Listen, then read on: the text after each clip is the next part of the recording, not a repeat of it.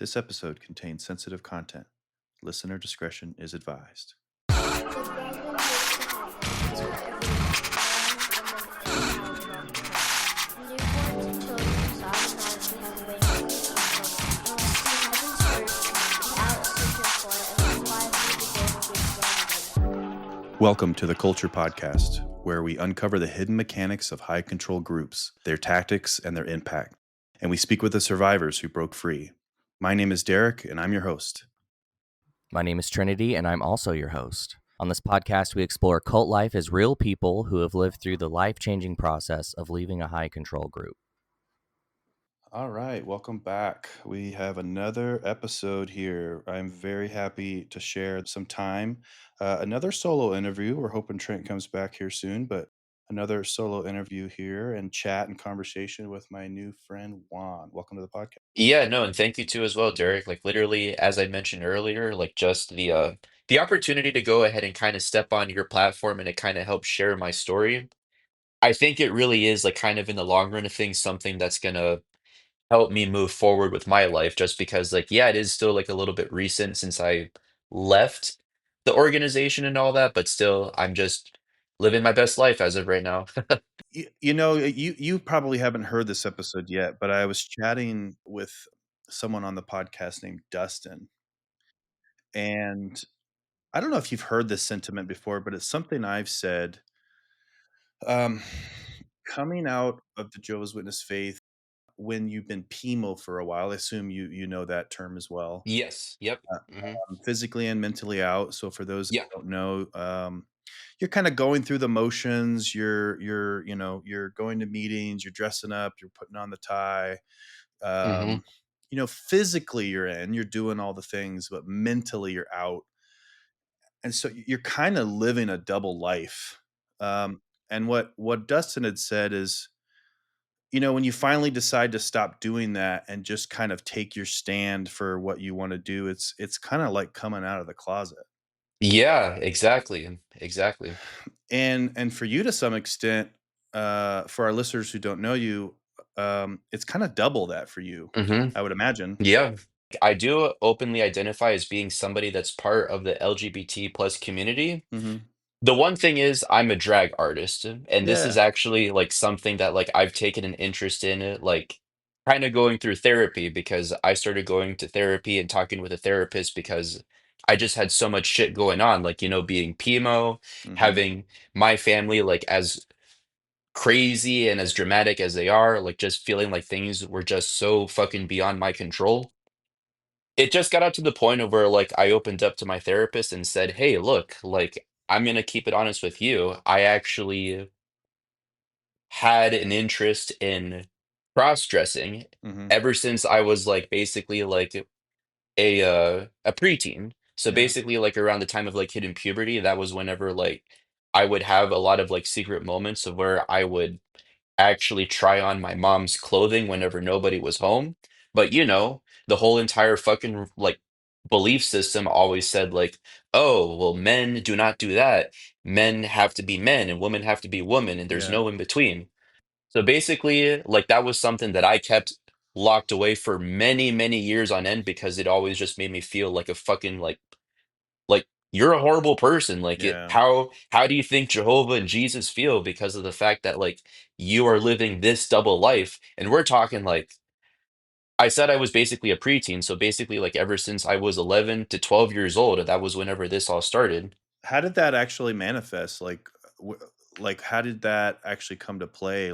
I felt attracted to the opposite sex like at a very, very like early start to puberty and all that. So then in a way like I kind of like I guess you could say like it kind of got up to the point of where I would imagine myself being a woman instead of a man. So then Mm, it was kind of like, oh, hey, like it would probably be kind of nice to go ahead and like pretend to be one while dressed up? yeah. So, oh, And where would you say, like, at this point in time, like, you land on identity? so basically that's actually still something that I'm still kind of trying to figure out for my end, for myself as of right now. I basically tell everybody as of right now that I openly identify as being like pansexual. So it's like I don't give a shit who or what you identify as. If there's an attraction there and I think you're beautiful, it's like, hey, it's there already. The attraction's there.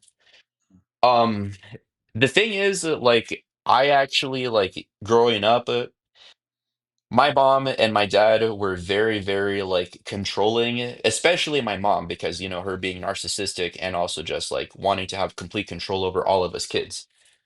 He always would say to me, like, Juan, I want you to go ahead and settle with like a sister. Like, I want you to get married to a sister and blah, blah, blah, blah, blah. But needless to say, I never really got to experiment and like really do that sort of stuff with anybody from the opposite sex. Yeah. Though, actually, like, to be honest with you, there was one point in time of where I was seeing a girl that I knew like a few years back and all that, and it was a relationship that I kept secret from my mom and my dad because I didn't want them to figure out that I was dating a non-believer. Yeah. And to this day, they actually still don't even know. But if they go ahead and listen to this episode and they find out, it's like, oh, hi, mom, hi, dad. Sorry, I didn't tell you guys this part of my life. So there you go. Oh yeah, it's I mean, I guarantee you ask most people and they got those little things. I had Hmm. this story growing up when I was in high school in Flagstaff Hmm. and I was 17 and you're good witness boy, Hmm. Hmm. you're just always told like, "Oh, I can't redate. I'm not allowed to date." People at high school kind of approach you and Hmm. different things. It's kind of the blanket. It's against my religion. Hmm. But I did have one lady that really pursued me, Hmm. and I think there's something that she saw in me, like as a challenge, to try to break this good Christian boy, Exactly. Yeah. and we did ended up dating in high school right before I got baptized, which is so ironic because it's like I was 17, had Hmm. this quote unquote worldly girlfriend, and Hmm. then mere moments later, months later, I was baptized. So there's a weird disconnect there. If I was such an intense believer, how I could be doing this? But Hmm. Yeah. I still don't know to this day. Someone found out that I was secretly dating her and called my father and Wow. is like, I want to let you know that Derek is kind of seeing a worldly person at school. Yeah. And Oh I my And God. I had to end the relationship. Hmm. It was pretty wild. It was right around prom too. I was gonna sneak out and go to Damn. prom with her. It was a whole Yeah. story. I'm not sure if I've told it on the podcast before. Yeah. Oh my God. Wow. But yeah, Mm. that type of shit is real, man. There's a lot of, even the good witnesses probably have some secretive stories to tell. So we we Exactly. we appreciate you sharing that. Um, Yeah. so so so you've been with a girl and in the past and being a good witness boy, was that kind of some extra things you shouldn't be doing, or is that pretty pedestrian relationship? Well, like it was like it was like some extra stuff that you shouldn't be doing as like a witness boy and all that. Like I still basically had the mindset like, oh, well, like you're still basically like associated with Jehovah's Witnesses, so don't take it all the way to the very deep end. Yeah. So my partner and I back then we never really did anything of that sort right there.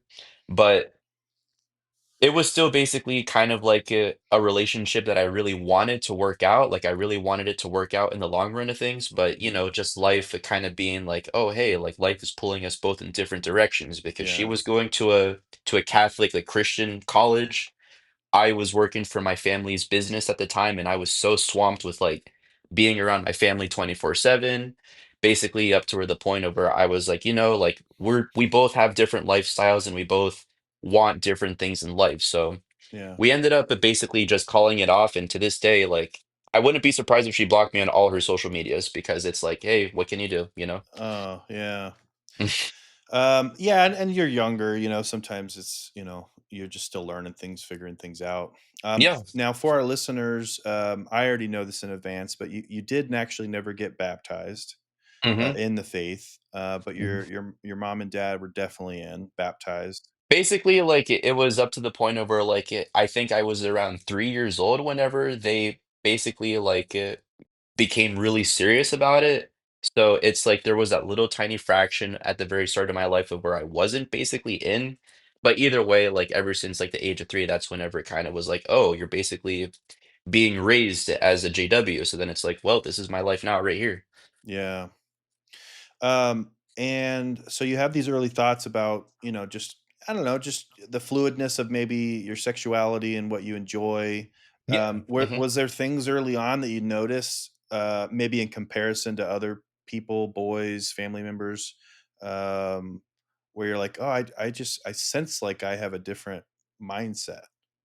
Yeah, no, basically like right around the time that I really started to go through like I guess you could say like in middle and high school, that's whenever the hormones really started to act up.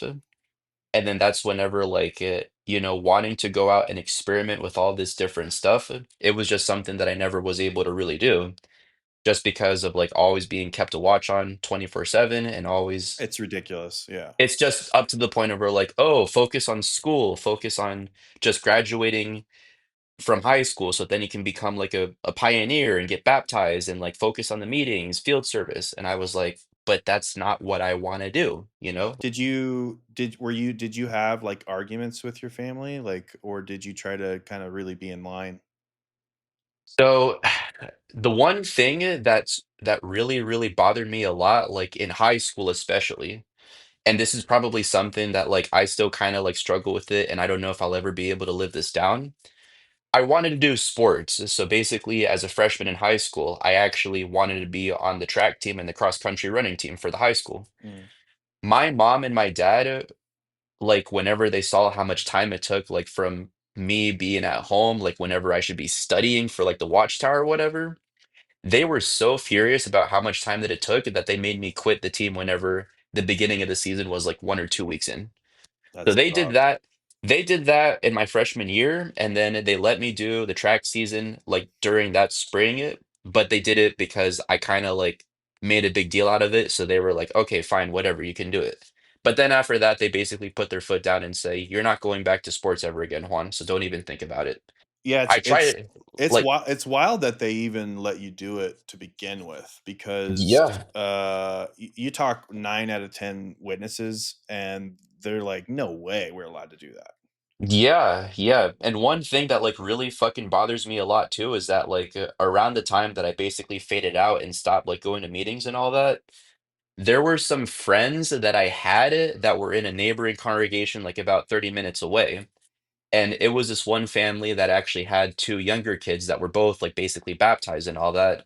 But they were doing track and they were doing like professional weightlifting or not professional, but like, competitive weightlifting for their schools. I was friends with them on social media for the time being at that moment before like I went full on like POMO. Yeah. And I remember thinking to myself, what the fuck is that all about? Like, how is it that like these witness parents are letting their kids do sports whenever that was something that I only dreamed about doing as a like Yeah. a younger teenager myself? So Yes, basically, it sucks because you do learn that there, and we've talked about this before, there is levels to how witnesses are.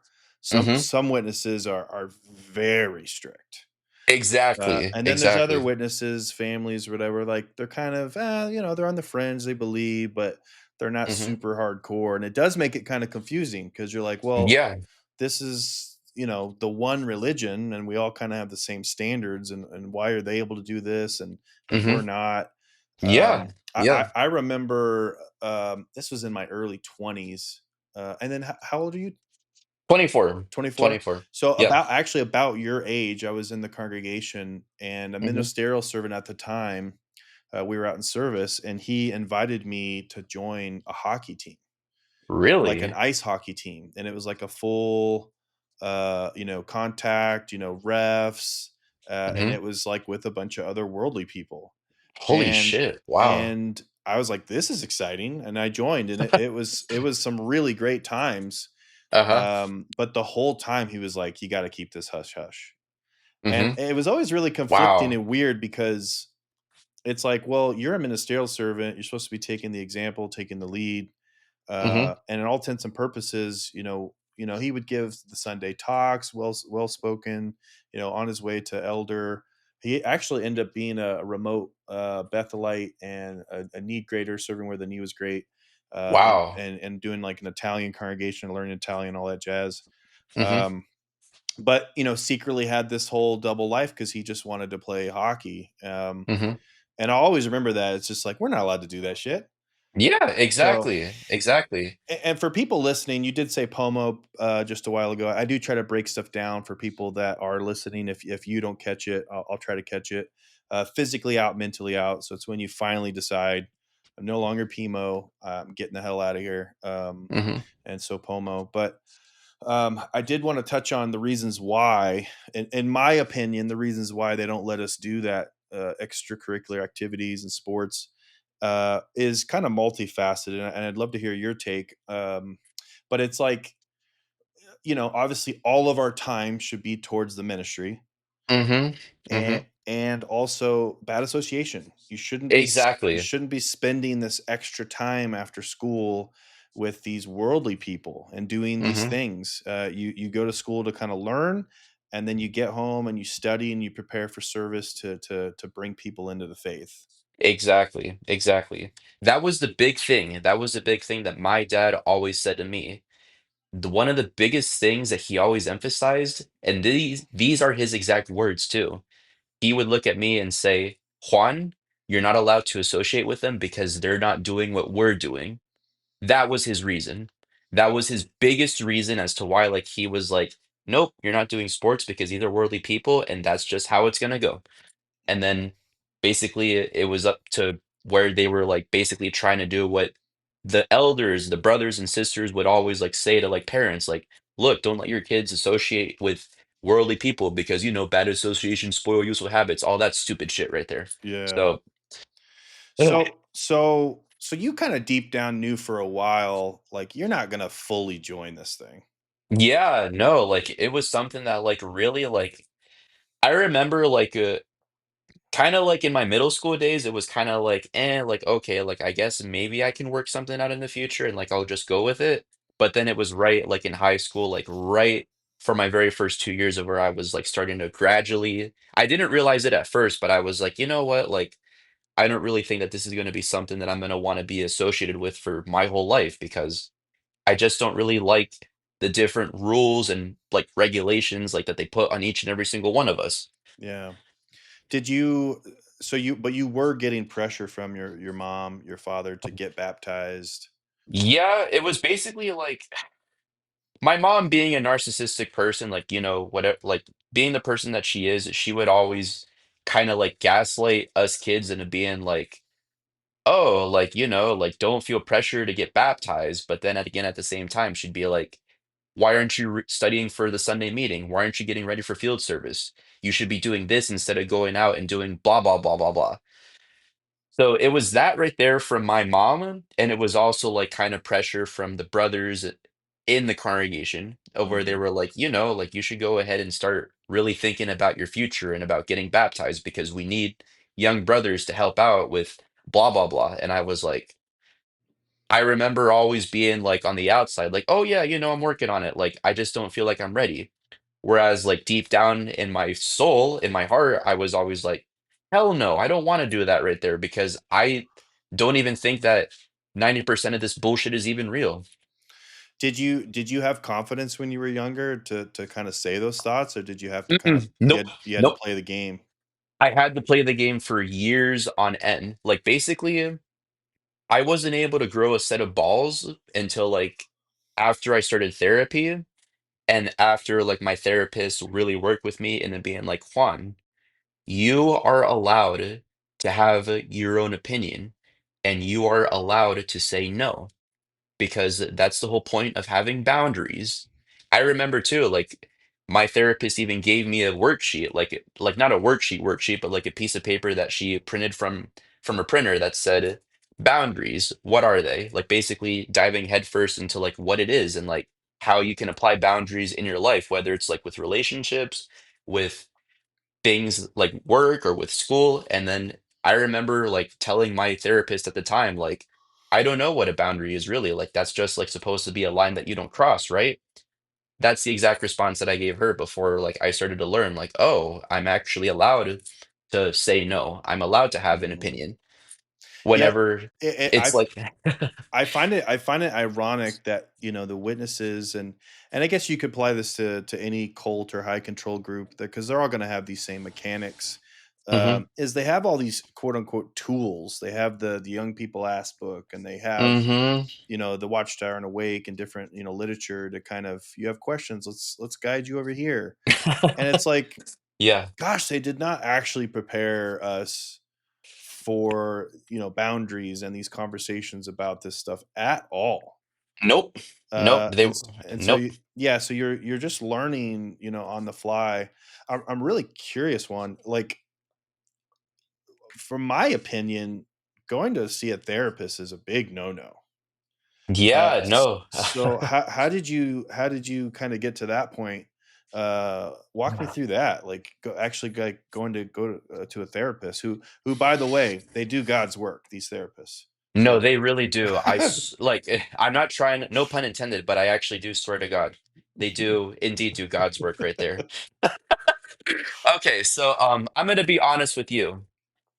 Out of all of us kids, none of my siblings are witnesses, except for my little brother, the youngest. He's the only one that's full in, like, he's devoted. He's devoted his whole entire life, his mindset. He's under the organization, like, 100%, they got him. everything. They got him. They got him. It was a few years back, like around the time that I kind of like broke up with my ex and all that. So then, like, I was going through a very rough moment in my life. And my older sister, who actually doesn't live with the family because she moved out at the age of 18. My sister and my mom have always had like a very, very complicated relationship. One of the biggest reasons being is that I'm part Mexican. And in Mexican culture, there's kind of like a lot of instances of where like the daughters in Mexican families are basically treated like shit. Mm, So my mom, like being the person that she is, would always treat my sister like that, like always competing with her, always wanting to be like, oh, like you can't do this or you can't do that because I said so. It was my sister that basically she was the one that had that sit down conversation with me, and she said, Juan, I think that you should go ahead and look into doing therapy because it'd be something that could help you out. that's great. My sister is the only person who I confided in with like basically having like a double life, like seeing somebody that was a non-witness and like wanting to not be involved. So she said, just start going to therapy because I have gone to therapy. I'm still in therapy right now, and I can already tell you this right now that it does wonders for you. Hmm. So we're talking basically like all the way back in 2022, basically 3 years ago. And to this day, I'm still going to therapy just because I think it's very beneficial. Yeah, it's witnesses. It's definitely a culture of we don't actually talk our shit out. Nope. And so Mm-mm. being able to have kind of a safe space and a trusted person, that you also know nothing's ever going to get back to anyone. You can unload all your deep, dark thoughts, and, have that room for that. Um, Yeah. my partner that I have is a therapist, and I'm very grateful for her. And Yeah. yeah, Hmm. it's just really great. So I'm glad to hear that you're doing that. Yeah. What has been some of the, I guess, if obviously could be private, but I'm curious if you want to dive into that. What have been some of the main themes that you have been discussing while in therapy? So one of the biggest things was whenever I discovered the XJW community on Reddit. So it was actually like about 2 years ago, I would say, like right whenever I really started to become like PIMO and all that right there. I was actually like browsing through like the cross-dressing forums and all that because that's whenever I started to live my double life Yeah, and all that, like to the extreme. And I remember coming across the XJW Reddit and being like, oh my God, like they always said to never like do any sort of outside research about the organization. So curiosity kind of caught my eye, kind of got me right there. And then that's whenever I was like, let me look at some of the stuff that they post on this like subreddit. And then right whenever I saw some of the posts, that was it right there. That's whenever like everything that I ever knew kind of started to just tumble down, like just fall apart. that's the interesting thing. I'm glad you brought that up because there is a connection, in my opinion, of you don't believe and you don't want to, but you do believe. Hmm. Yeah. You know what I mean? So it's very conflicting. You're like, Mhm. I don't want to follow any of these rules. I don't believe in this religion. Mhm. But deep down, it's like that's all you know. Yeah, no, like, that right there was, like, as soon as I started reading, like, the different stuff that they posted on the forum, it basically made me start to question everything. So then it was basically up to where for such a long time, like, up until I moved out and I stopped going to, like, meetings last year, I would always talk to my therapist and basically vent about how much it sucked and how much it hurt that it felt like every single day that I had to wake up, I had to wear a mask over my own true authentic self. Mm, Being authentic and showing authenticity to the rest of the world was something that was like I struggled with so much because I always had to hide who I really was. All these years of like basically being told like this is how your story should go and this is the sort of person that you should be. That was all that I ever knew. yeah, So then like after finally coming to realize like you know what? I just don't believe anymore. Then that's whenever like always having the anger, the frustration and like the anxiety, I actually take it Lexapro for anxiety. yeah, So it's like something that like I voiced that to my therapist a lot because it was like, what do I do? Like I just I want to get out of here completely, but where do I even start? yeah. Yeah, I had a time as well where I was on Lexapro, and I think that if I think it can be definitely be helpful. I remember getting panic attacks at the assemblies, Hmm. and just like, dude, I just don't want to be here around all these people, and everyone's so fake, and Literally, like I kid you not, like speaking of that right there, I even remember my very last assembly like it was just yesterday. yeah, we all remember our last. My very last assembly, like I fucking kid you not, Derek, like it was basically like 900 plus people in that building right there. And I am not kidding whenever I say this, but never in my life have I ever felt so alone in that moment in time. Because I just remember looking around me and saying, I don't belong here. Yeah, I remember looking around and I was like, are there others here in the crowd that are like me, that they are only here to keep the peace in the family, to basically like pretend to be somebody that they're not for the greater good? Like, I just remember thinking that right there, and I was like, "This is it, man. Like, this is it. I just can't do this shit anymore." I totally understand. The really great thing is we start to learn the longer we're out, we did have a lot of brothers in arms and sisters in arms that actually were wanting to get out of that shit. It's just Mhm. it's easier said than done, man. There's PIMO people Yeah. at these assemblies and they're struggling. There's some of these, parents and they're like, dude, I gotta be in it for my children because they're in. Mhm. My wife's in, so I gotta be in. And it's for anyone that has to live that PIMO life, if you're listening on the podcast, hey, we understand what you're going through.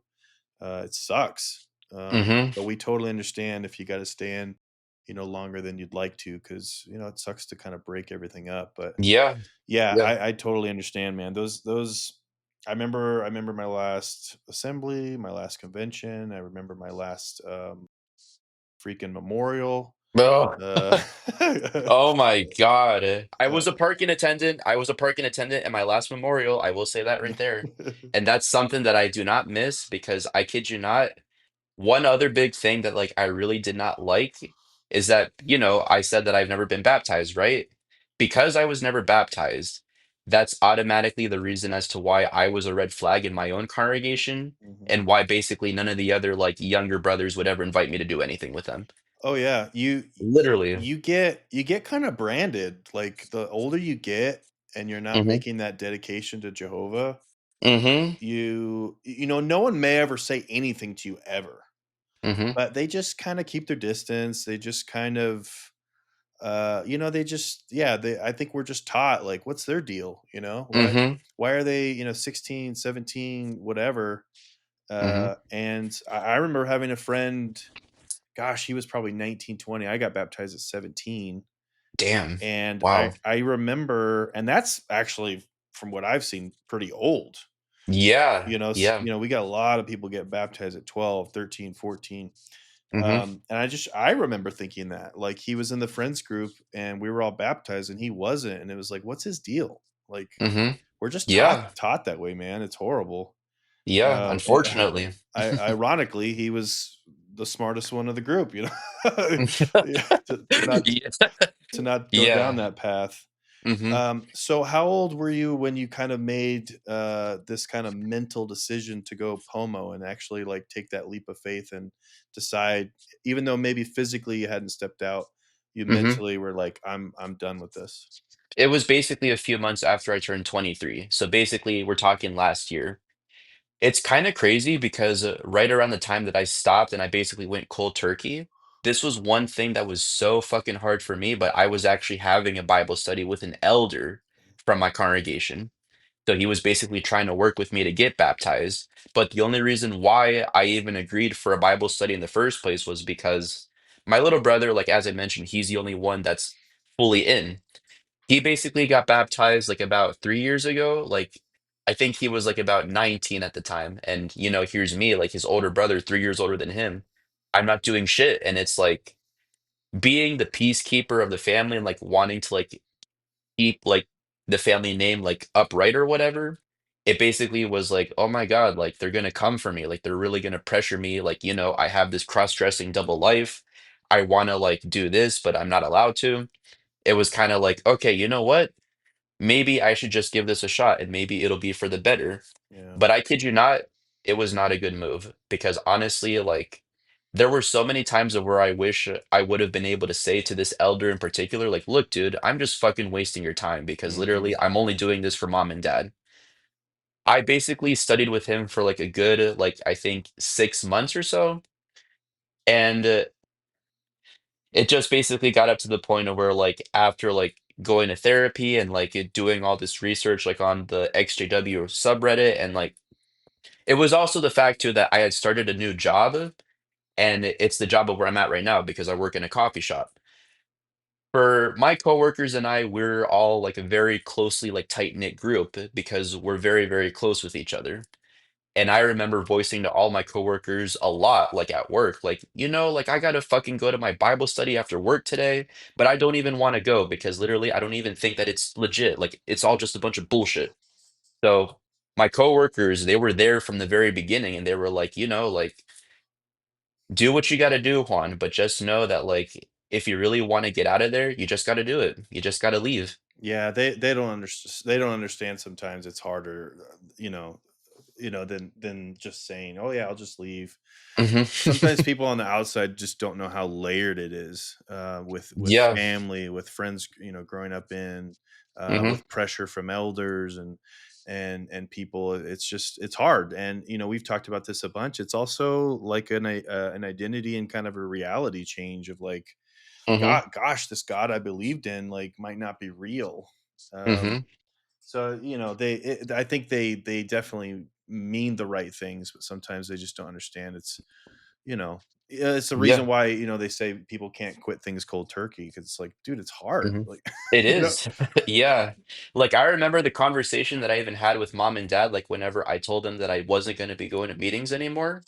That was hard in itself as well. Ugh. yeah, Like for my mom and dad, like I mean, I'm really surprised to say this, but they actually took it like kind of well. But not so much my dad, because my dad, like, he tried so hard to basically be like, "You gotta save your soul, Juan." Like, just know that, like, he tried to use some of like the gaslighting tactics that they would always say, like, remind your children of like Noah's Ark. Like, there's gonna come a day where it's like, oh, go to the Kingdom Hall because the end is here. And then it's like, I'm not gonna be there because I would have stopped going to meetings. My dad literally tried to say that. He tried to use that move right there. yeah. That. No, I'm sorry to cut you off, but that's Nah. like such a horrible like playbook move. I think Yeah. we've all heard it, and Hmm. for those people that maybe forgot, um, they're kind of Bible reading or whatever, Hmm. or maybe have never been kind of around the Christian faith. Like, Hmm. when the ark was being built, Noah was preaching to everyone and doing all these things, and then what had happened was is at that time they never knew what rain was. It had never Mhm, rained before. mhm, And so he was kind of, this crazy man basically, and everyone's like, whatever. But mhm, then it started raining, Mhm. and he closed the doors, or God helped him close the doors to the ark. And then Mhm. everyone started pounding on the doors of the ark saying, "Let us in, let us in." And it's basically the mindset is like, it's too late. Mhm. The ark doors are closed. You had your chance. Yeah. And so Yeah. that's a common story we heard growing up, and I'm probably also, to some extent, at least for me, told that to others as well. Mhm. As an idea of like, hey man, we don't want you to miss the ark, bro. Mhm. Oh, that As sad as it sucks. is, yeah, that's basically like the tactic that they just use to kind of be like, no, like don't leave, don't stray away from the truth because this is what's gonna happen. Like my dad tried to do all that right there, but it was just basically where I said, look, dad, like I just can't. I just can't. It wasn't until like a few months after I stopped going to meetings that it really got down to where like it got serious to where I said, like, look, I gotta go. The one big thing, like going back to this cross-dressing double life, this Yeah. is the nitty-gritty right here. It was actually like basically about a month ago from today that I was actively looking for an apartment here in Maryland because my mom and my dad basically looked into my room and they found my drag stuff. Like they found the different like women's clothes that I had like stashed away in my closet. They found it like in a big fucking like pile that was stashed away in like the one room that I had in my bedroom. So then like from there on it was just like that was the end game right there. Mm. That in itself was the end game of where I said, "Okay, you know what? Fuck this right here. I gotta get out of here as fast as I can." What were Just they because what were they saying? Like when they found that and they had like a sit down discussion with you? they did, but like the one thing that really sucked is that my dad, he was very upset about it. He was very upset about it, and my mom, it was so fucking crazy because like my mom, like my dad was so upset about it with me that like he talked to me first about it and he said, "Look, Juan, what I want you to do is that I want you to go back home and I want you to sit down with your mom and I want you to confess to her like what you told me." But this is the one thing that I did to basically kind of save my own skin. I basically told both of them that that was the reason as to why I was in therapy because I was acknowledging like, oh, cross-dressing is not a normal thing because obviously I'm a man, I'm not a woman. So I'm working with my therapist to kind of get rid of like these like feminine traits and feminine desires. So basically, I lied to my mom and my dad and I said that was my reason for therapy, when in reality, it was because of religion and because of the family. Oh, that So sucks. basically, like, I lied to them and I said that to them, but I actually was able to get everything that I had and basically give it to my coworker because she had a storage space and she said, "Hey, look, like I can go ahead and hold on to your stuff while you go ahead and like try to work things out and find yourself a place because you got to get out of there." Yeah, So, I mean, I can understand to some extent, like, the preservation, like, hey, mhm. they're just not gonna relate to me. They're not gonna be able to figure this out where I'm coming from, so I gotta do what I gotta do in this point in time. Yeah. But it just sucks, man. It sucks when your own parents you can't be real with. Yeah, like I really wanted to like just be like honest and forward and say, "Look, guys, like this is just part of who I am." And I mean, like whether you like it or not, like I mean, I'm your son, right? So like this is just part of the person that I am. Yeah, Just not even being able to say that to them, it was just so fucking awful. So then it was like, okay, if that's the case right there, like if I cannot be my own authentic self here in the family, then I just gotta leave. yeah. So, what was that conversation like when you actually kind of finally said, "Hey, I gotta move out of this house and kinda move on." What was that like? I didn't even tell anybody. Oh, I said nothing to nobody. Like basically what happened was that like I went on to like look in secret for an apartment and I basically just grabbed all my like laundry. I just grabbed all my laundry, my bed sheets from my mattress, and I just left. My mom, like on the day that I tried to move out, she was like trying to sit down with me and she tried to fucking like attack me like verbally because it was like, what the fuck is going on with you, Juan? Like, what is it with like the fact that you like dressing up as a woman? Like, are you gay? Did a man molest you? Did like somebody like do something to you? Like, what's your fucking problem? You know? He was saying all these like hurtful things and not even letting me speak. So then it just got up to where I said, okay, you know what, mom? You know what? I'm just gonna leave. I'm just leaving. Okay, bye. So. I kid you not, that in itself was one of the worst days of my life, but also one of the best because at that moment in time, that was whenever I was like, I did it. I did it. I got out of there. It's super conflicting, man. Um, Hmm. do you mind sharing why you felt like it was one of the worst days? Like, what were the emotions and feelings? Oh my God. Like, oh my God. It started raining really, really heavy, like whenever I drove away from Pennsylvania. I drove away from Pennsylvania right into Maryland, but on my way back to Maryland, it started storming. So it was almost like the universe was like, "Oh my God, like what are you doing?" In a way, like it was almost like, "Okay, so like this is my life now. What have I done?" But honestly, with the amount of freedom that came with it, that basically outweighed everything because up to that point, it just got up to where I said, "You know what? None of that matters anymore because now, guess what, Juan? You're free. You can fly away now." Yeah. Yeah, it's we Trent and I often talk about the and of things. It's like you can have the hard parts, you can have the difficulty, the emotions of things, but Hmm. then you also get that taste of freedom, and you get a sense of joy, and like, gosh, I'm finally out to some extent. But it Hmm. also comes with another layer of like, well, shit, I'm not really prepared. uh Hmm. it's just Yeah, yeah. Oh my God. it's so multi-layered. Uh-huh. These cults and high control groups just do not set you up for success in life. Mm-mm. Nope. A very boxed in, structured way of life, and so it sucks. But what was some of the freedom kind of feelings you were thinking? Obviously you talked about the weather, and maybe there was a sign from Satan that he that the lightning bolts are coming down. But what was some of the positive? The positives, the fact that like that night I went out with my coworkers to a bar that's like 15 minutes down the street. It's an LGBT bar that's like, like there's drag shows there all the time, like every single week. I went out that night to go ahead and like just have a good time and be like, guys, guess what? I did it. Like I made it out. So we just kind of did that right there. It got up to the point of where I no longer had to worry like about having like my mom constantly scrutinizing like my every single move. Like, where have you been? Like, where did you go after work? Are you gonna be at the meeting tomorrow or no? So not having to deal with my mom's own bullshit was one of the biggest things that like it was just a huge, huge relief. So that not being around the rest of my family because I basically live with like five other people. I live with five other people at home right before I moved out. So my three brothers, my mom, and my dad. So that in itself was like, this is too much, man. Like literally, this is just way too much.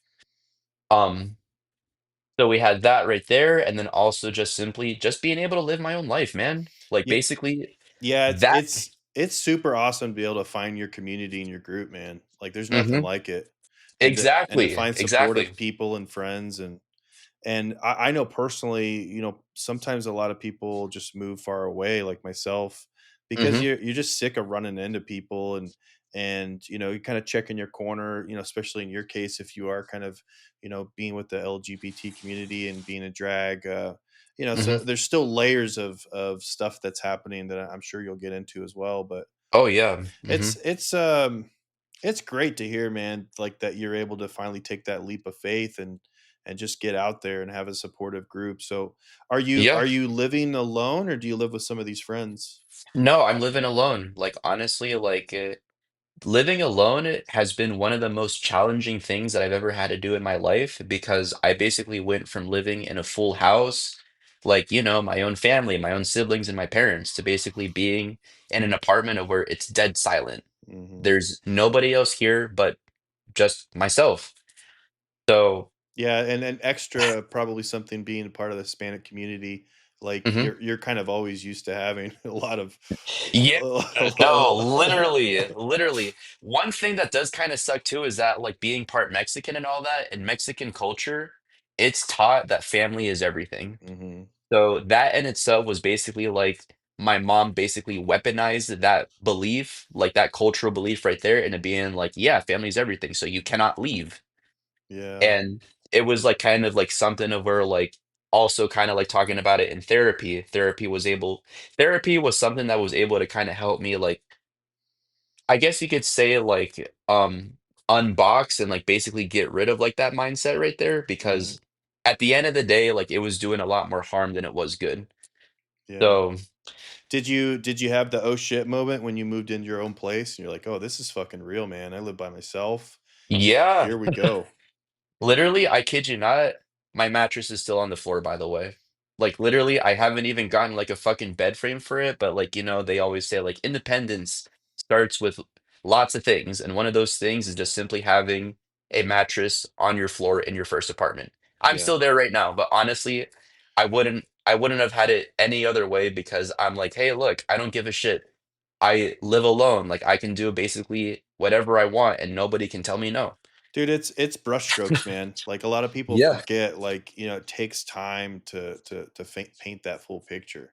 You Yeah. know what I mean? So, Mhm. like, you're just starting up the painting of what your life is gonna become. Mhm. And so, yeah, it's easy to sometimes think of like, gosh, this is where I want to be. Mhm. I have a mattress on the ground and I don't have things the way I really, really want it. But it's like, dude, if you have the right Mhm. mindset, that stuff will come. Yeah. And it Yeah. sounds like from talking with you and just getting to know you more as we talk, like you do have the right mindset. Yeah. Yeah. Like honestly, like I mean, I used to doubt like a lot of times, like, are you actually like, am I actually ready to take the leap of faith and move out? Or am I not ready? Like having that self-doubt right there was one of the biggest things that like always got to me. But then at the end of the day, it's like, hey, my advice is that to anybody that's listening, I know that it's so difficult to like get out of like an uncomfortable situation. And I know like how painful it can be, but at the end of the day, like just do it, Yeah, Just do it. yeah. I mean, yeah, I totally agree. It's I think the thing that's tough is sometimes people don't sit with the thought of like it's not going to be easy, Hmm. but it will be rewarding if you put the work in. Exactly. Yeah. Yeah. Like it's not like you just like leave and you're like, "Oh, everything's just handed to me." It's like, no, No. like you're going Mm-mm. to have bumps in the road, but like dude, those are Hmm. your bumps. They're Yeah. they're yours to embrace to go like, "Oh, I got to learn from this. I got to learn from that." Hmm. And I don't know. I ended up getting a tattoo early days called, and it's freedom, Yeah. and Yeah. I Uh-huh. actually had to hide it under my shirt because I was still PIMO. Damn. But it was Wow. but it was like, gosh, it felt great to just be able to just start that mindset of like, dude, this is what I want to be. And now I have many tattoos, but Me um, too. yeah, it's Oh just, my God. you Uh-huh. want, that's part of the thing too, is like, dude, I want my own sense of self-expression as well. And tattoos and the beard and Hmm. ironically beards are okay now, but uh Who would have thought? who would have thought, Literally, man? who would have thought? Like, I kid you not, another reason as to why I'm like, dude, like, what? I don't even know anymore. I don't even know. Well, and we were Oh. talking before we started recording, there's something about modern society that really looks down on queerness and Yeah. Hmm. and just this kind of, I don't know, I don't even want to say this other community because it's still our community. Hmm. It's just people being people. Yeah. And Yeah. we've talked about, like, I think if people don't do the historical research, they just feel like, maybe having different thoughts about, drag or queer or gay or lesbian, that it's something that's wrong, and not, and maybe more of a modern problem as well. Yeah. And it's Hmm. just not the case. Like if you No. were just to chat GPT, like, historical references or things, with, gay or lesbian, Hmm. it's littered with stuff. It is. Yeah. So it's not something that's this new thing, and I just think it's unfortunate. Like, I looked up some stuff and we talked about it. Like, there's this thing called the Sacred Band of Thebes, Hmm. and I Yeah. just I just think it's fascinating. It's an example of ancient Greece. It's the fourth century BCE, Hmm. and this is an elite unit of 300 soldiers, and Hmm. not to be confused with the movie 300. Different, although awesome movie. Uh-huh. And they literally, it's all 150 pairs of male lovers that got Mhm. together to fight side by side for their city. Mhm. And dude, it's the 4th century. Like they and it wasn't even an issue in Greece. Exactly, yeah. Mhm. Um, and the mindset was like, if we're gonna have the greatest army, we're gonna have people that love each other and they're gonna Mhm. look out for each other because the love is strong. It's Um, strong. and I just love stuff like that. Like there's stories littered like that throughout history that people don't know about. Mhm. Um, and very also, if any listeners look into them, very successful army. you know, Oh, yeah. um, It wasn't until they basically fought, like, I think it was Alexander the Great's army, right, that they actually, like, fell, but they kept that streak going on for, like, I think 30 years, yeah, 30 years straight, right? they had cred for a while, man. Yep. And I just think that's just so beautiful, and I think it's a shame that um, history has stamped out examples like this. Mhm, unfortunately so. Um, but hopefully, people like yourself, who really starts to just embrace their own identity, whatever, and also from what you're saying, still kind of learning what that identity is. It's like, dude, it's totally Mhm. fine. Just do your thing. Yeah, And that's yeah. not what we were taught, man. No, literally, we were taught, "This is the sort of person that you should be, so be that person right there, no matter what." And then it's like, "But at what cost, though? At what cost do I have to be this person if it's not even gonna, like, help me out in the long run because I don't agree with it?"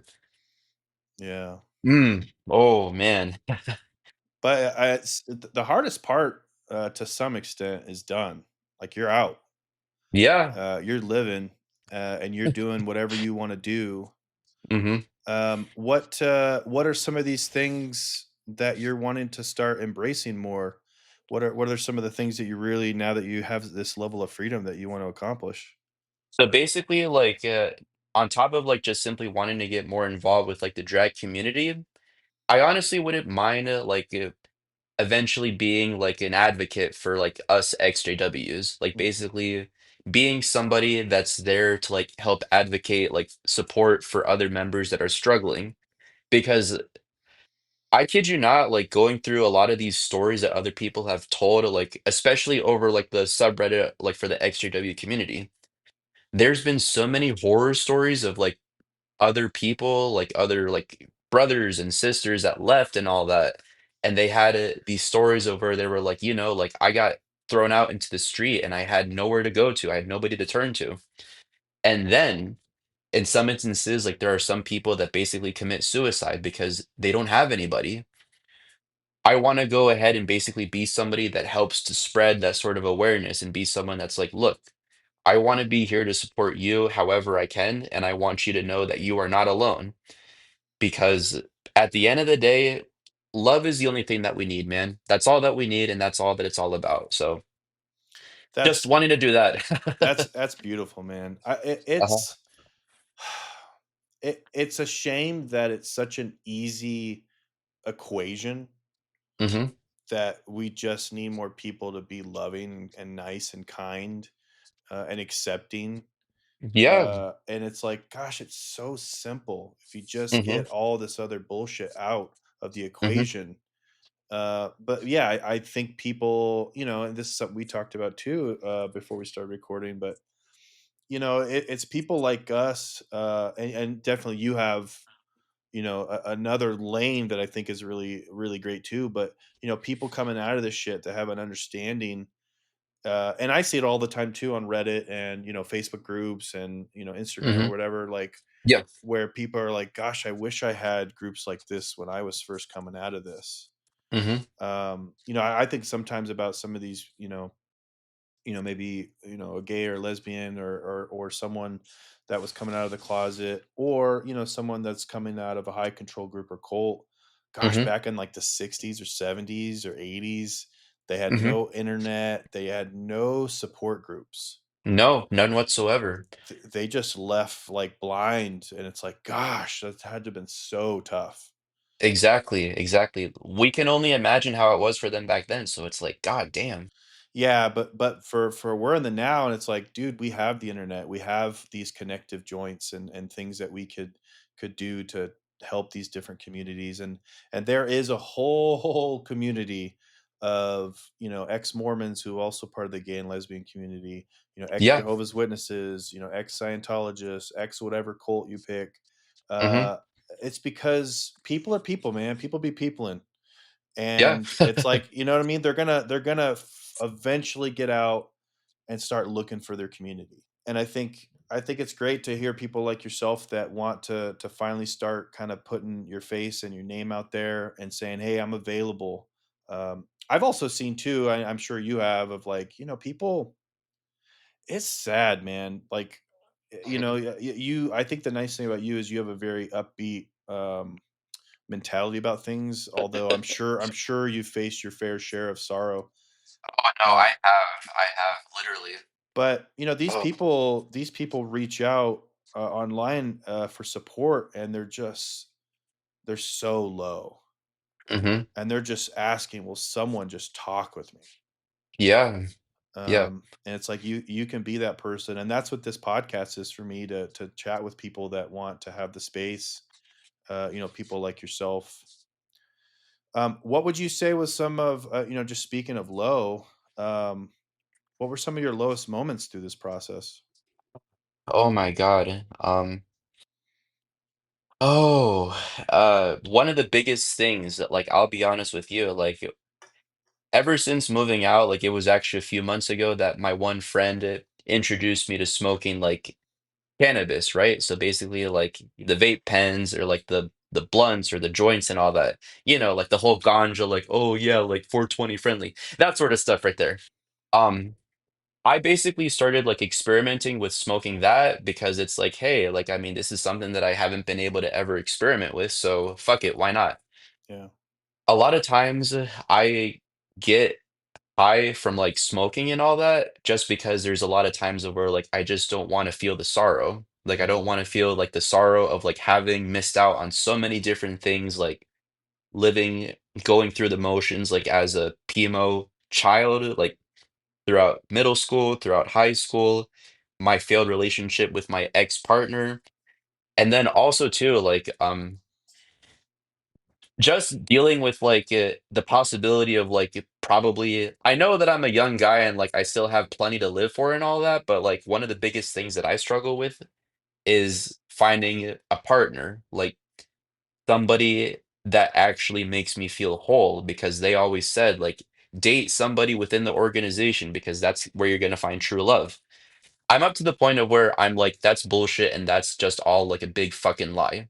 Yeah. But I have a lot of moments of where I just kind of feel like I'm still never gonna find anybody because like the world is so big, but yet I'm just nobody special and like it could possibly never happen. So that negative thought in itself is like I have a lot of times where I say, I just don't want to feel that. So let me just smoke a little bit and then just let the high like take me away from that feeling right there. Yeah. Well, I really appreciate you sharing that, man. That's super vulnerable. Yeah, I feel like a lot of people that come out of a high control group, like we have, I've learned that there's like phases, Hmm. and it's like, what phase of this do you land on and stay on? Hmm. It's I want to experiment with everything, drugs. Hmm. Do I want to stay in the angry phase? Hmm. um and I ultimately think, like, if you just keep going down the path to reach your goals that you want, of discovery, and helping the community, my personal opinion is all that shit's gonna work itself out. I Yeah, yeah. genuinely believe it's so cliche, but it's like, it's cliche for a reason. If you find if you find that the time you spend is on improving yourself, and just doing whatever the hell you want to do, you're gonna find these people that are part of your community, and eventually you're gonna find a partner. You're like, fuck, I finally found this person. Hmm. And I do agree with you. Like, you may not see it now because you're living in your own brain, but Exactly. Yeah. but but gosh, you're so young. Uh you're gonna be able to accomplish all the things you want to accomplish because you have so much time, dude. Yeah, yeah, it's not like I'm in a rush to do anything. It's not like Armageddon is gonna come and it's gonna be like, oh my God, whatever. I will also say this too, that I actually have a friend who is also an ex-member as well. Oh, great. She basically helped me come to this realization right here of where basically like, you know what? Say that the end were to come tomorrow. Like if Jehovah's Witnesses were like correct and they were like right, like about Armageddon literally coming tomorrow, then you know what? If it comes and I die, then I die. Like I personally am ready to go ahead and answer to this higher power for whatever sins I have done, but I will go down and I will die happily, Yeah. knowing that at the end of the day, all I ever wanted to be was just a normal kid. At the end of the day, all I just ever wanted to do was just be a normal kid, be my own authentic self, and just do good for other people without having to force them to be put on this belief mindset like, oh, in order to actually be a good person, you have to believe in this God right here and you have to do everything that he says. Yeah, it's bullshit. Literally, literally. I am ready. Like if the end does come soon or whatever, then if it comes, then it comes. It is what it is, you know? Yeah, I think if you have enough historical, like, understanding, you just go like, "They've been saying this crock of shit for Hmm. years that this Armageddon's Yes. just around the corner." And Hmm. and not only our faith that we grew up in, Hmm. all of these faiths. Uh, Exactly. Exactly. and you start to learn, I just have a peak and a curiosity for history. It's Hmm. like, a lot of these religions form up because I think there is a need deep down for us to have these structures, and we don't really have the answers. And so, Hmm. faith for a lot of people helps them, kind of solve some of these puzzles for their brain. Hmm. But I will tell you, me personally, if the God of the Bible, at least our interpretation of the Bible, is God, what an evil God. Exactly. I fucking kid you not that I agree with you on that all the way, man. Yeah, it's like if Literally. this is what you're doing to us to pass this test, Hmm.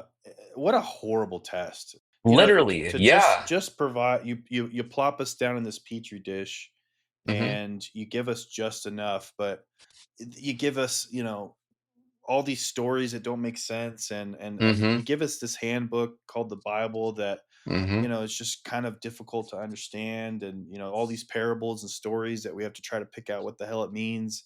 Hmm. It's like, and I don't know, that's just my opinion. I'm glad we align, but it's just like, dude, I don't want anything to do with that God. Neither do I. Neither do I, because literally, after all these years that we spent, like basically trying to serve this God and basically not even getting anything in return, it's like, you know what? Fuck all that. Like, whatever. Like, no. Yeah, I think you should embrace it, man. Embrace where you're at right now, and just like, yeah, you're gonna have moments where there's some sadness. We all do. I still do. Hmm. I've had a lot of loss, and Hmm. it sucks. And Yeah. I'm older than you. I'm 43, and Hmm. I'm not. I got quite a lot of life left, but it's like, it doesn't change the fact that, I missed all these holidays. I missed all these birthdays growing up. I missed Hmm. Christmas. I missed an opportunity to go to school when I was younger, Yeah. and my Yeah. brain wasn't the way it is now. Yeah. And Uh-huh. it sucks, Hmm. man. It really It does. sucks. Yeah. Yeah. So, Literally. I agree. what do you have plans for any schooling or any certifications, or maybe things to help align with the goals that you want to do? As of right now, I'm also still just trying to figure that out for myself because it's like there's so many different things that I can do. There's so many different things that I can go ahead and pursue, but it's all a matter of basically trying to figure out like what exactly is it that like what's that niche that I really want to go for?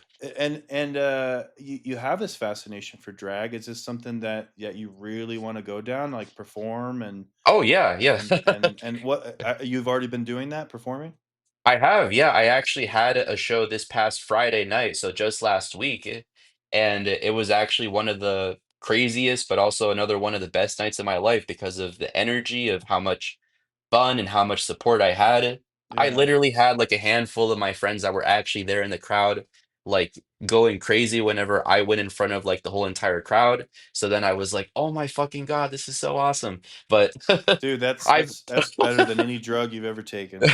exactly. And then not just that too, but I've also like I have a tendency to say this to my coworkers and my friends, like, "Hey, just know this, guys, that if I ever make it big one day and I get put like on RuPaul's Drag Race or whatever, and like I become like some big like celebrity drag artist, I'll be talking about you guys and I'll be like, yeah, like I remember whenever I was at my one barista job, like making coffee with my friends and all that. And I remember telling them, like, if I ever make it big one day, I'm gonna talk about you guys because I want you all to be part of this journey with me. And I want to go ahead and share some of my success with you guys as well because I think you guys deserve it, you know. Yeah, dude, that's Just amazing. Well, just that sort of stuff right there. I mean, you should make it a goal. Make that a plan if that's something you want to do, even if it's just for now, man. If you Yeah, find if you yeah. if you find joy and passion in that, just keep going down until you Hmm. finally go, gosh, okay, I've really tapped this out, and now I'm ready to kind of move on to the next thing. But Exactly. and Yeah. and whatever that manifests like. But Mhm, sometimes I hear people about like, oh, I had this dream to do this or dream to do that, and mhm. it's like, man, you're never gonna turn that dream into a goal without the steps to accomplish it. Exactly. You know what I Excuse mean? me, yeah, So yep, so exactly. it's like, put that shit down, man. Get it in your brain and figure out how you're gonna manifest that. Mhm, But there we go. I love to hear that. That was that your first was that your very first time, or It was not, no, like, I've actually, like, didn't I've been doing, like, a few shows, like, here and there ever since the end of April a few months ago. So, still being, like, relatively new and all that, like, it's still kind of like a ongoing process, like, "Okay, we gotta work on your persona, we gotta work yeah, on, like, what sort of personality you wanna go ahead and bring out to, like, the audience so that then, they go ahead and like what you do." So, still just trying to really get into it even more and, like, trying to do this and trying to do that. It's a work in progress, but honestly, like, what a joy. one of one of the big things that I just try to do as well is to not let comparison get in the way because Hmm. it's like you let comparison get in the way. I think that's what Teddy Roosevelt said, right? Yep, Comparison is the thief of joy. So all I just do is I just tell myself, you know what? You know what, Juan? You're on nobody else's timeline but your own. So just know that whatever you're pursuing right now, your time will come eventually. that's great, man. Mhm. No doubt, Halloween coming up. That should be a pretty There fun we go. time. Yeah, no, I kid you not, Derek. Halloween is literally my most favorite holiday out of all these other holidays that I've celebrated so far. It's pretty Just great. because you get to dress up, you get to dress up, you got all these spooky vibes like ghosts and black cats and witches. I actually kid you not, I did in fact go trick-or-treating last year for my very first time. So Nice. you had this grown-ass man, like this 23-year-old guy, walking around with these little kids like up to people's doors going trick or treat. And I kid you not, I've never felt so alive. Well, that was one of the few moments right there where I was like, God, I've been missing out on this whole entire fucking time. Like, Mhm. wow. It's so So cool. It's so fun. it's Yeah, I haven't yeah. yet had a chance to do trick or treating. I don't know if I'll get Uh-huh. to like door to door. Yeah. Maybe, because Oh man. unless I got a young kiddo, it's like, what am I doing here? I'm not I'm not gonna be Yeah. going door to door at my age being a creeper. But No, that's fair. That's so fair right there, my dude. Oh my yeah, God. if I ever somehow get grandkiddos or whatever, like, that would be Yep. fun. Or but There you go. There you go. so, your own words, life is more rewarding when you can finally think for yourself. Exactly. Exactly. Like literally, it's so much more better. It's literally so much more better. And my therapist did also tell me this a long time ago that basically one of the best gifts that you can give to the world, not just to the world, but also to those people around you, is your most authentic self. So I'm able to give that gift to all my friends and my chosen like family because then it's like, hey, like I love you guys and you guys are there for me. So I'm just so grateful that I get to be my own authentic self around you guys no matter what. So I have that right there, but then it's also the fact that like with my own family, like my blood family, with my blood family, it's not really up to that point right there because they're still involved and they're still basically like, oh, like yeah, whatever, you know? So, It's gonna be ultra complicated. I'm still getting messages to this day from family mm, that is saying we love you and miss you. we love you And and miss you, and we hope that you come back to the meetings one day soon, right? And then yeah, memorial season comes up, and then they're like, "Hey, the memorial's coming right up, and here's a Zoom link if you want it." But then it's like, I no, like, I come on. I really do try to give them grace and let them know that they truly believe. And it's hard to fight that belief. Mhm, We're never going to trump the God equation. The scales are balanced in the all powerful deity versus us. mhm. But it sucks. It's so complicated. Yeah, mhm. I mean, you got a community here, man. I'm really grateful that you're part of this community now too.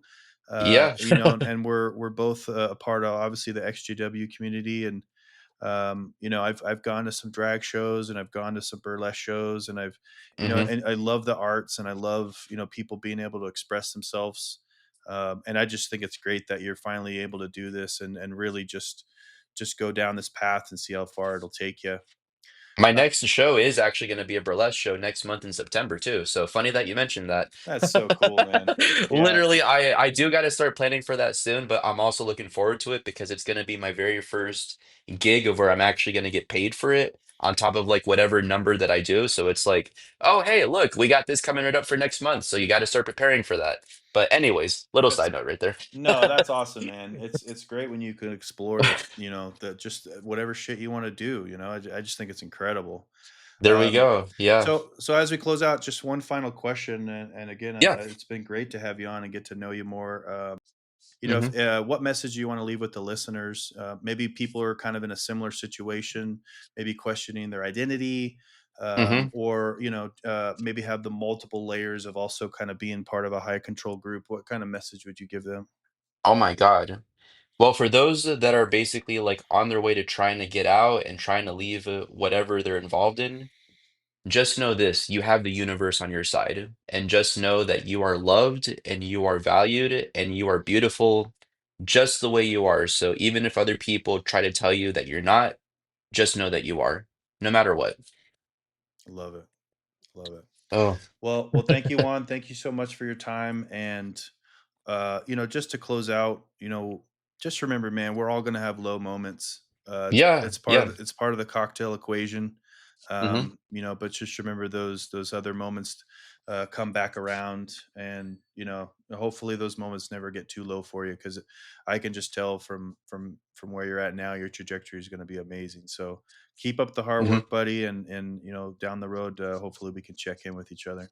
Yeah, no, and same to you too, Derek. Same to you too. And then also, like, we'll have to go ahead and maybe get Trinity on here at some point here soon once he gets better. But anyways, Yeah, yeah, yeah. Maybe we'll check back in with you after one of your shows, and just kind of see yeah, how things are going. Have a quick episode, have you be a part of it, and no, yeah, that's yeah, fine. That's fine with me right there. def- Thank you yeah, definitely a bummer not to have Trent on, but we'll get him back eventually. So for sure. thank you, listeners. Thank you for being part of this conversation today. And Juan, if you want to give people your socials and information, you definitely don't mind being found online, so people can find you. Yeah. How would they do that? You can go ahead and find me on Instagram. My Instagram username is Juan, Juan underscore Martinez, Martinez, and then underscore 0578. So you can either find me on there. And once you find me on there, you can also find my Facebook, which is attached to my Instagram, which is just basically Juan Martinez. But other than that, thank you guys once again for listening. And honestly, I'm just excited to see where things go from here. Despite not knowing what's in store for the future because of all the uncertainty, I'm just happy to be here though. And I'm just grateful to all of you. So let's just go ahead and take it from here. Awesome, buddy. Well, thank you so much. Thank you for your time. Thank you, everyone, for listening, and we'll talk real soon.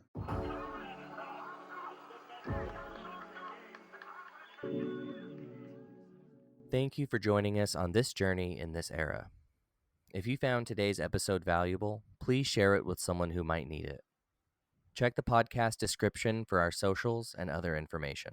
Please consider supporting us at Patreon at patreon.com/culturepod. If you'd like to tell your story, please contact us at cult.chur.pod@gmail.com. Until next time. Stay curious, stay critical, and stay free.